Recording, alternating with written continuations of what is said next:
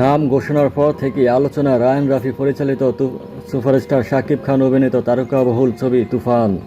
মুক্তির সময় ছবিটি নিয়ে উন্মাদনা থাকবে এটা বলাই যেন বাহুল্যই।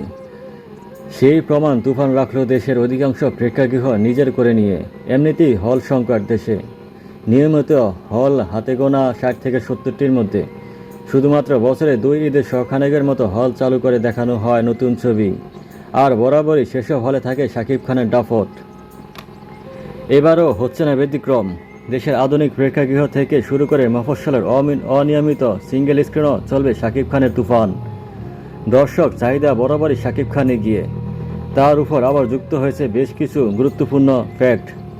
এর মধ্যে অন্যতম সমকালীন দর্শকের কাছে বেশ জনপ্রিয় রায়ান রাফির নির্মাণ।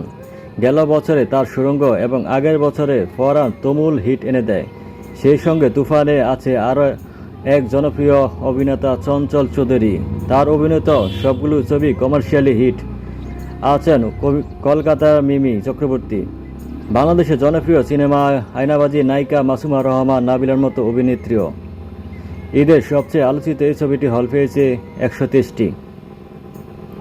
তুফানের দাপটে এই ঈদে অন্য ছবির প্রচারণাতেও জোয়ার তৈরির সুযোগই পায়নি। কোনো ছবির টিজার ট্রেলার নিয়েও সেইভাবে চোখে পড়েনি আলোচনা। ময়ূরাক্ষীর টিজার ইমপ্রেসিভ বললেও ঈদের ছবি হিসাবে পরবর্তী যে প্রচার দরকার ছিল তার ঘাটতি দেখা গেছে।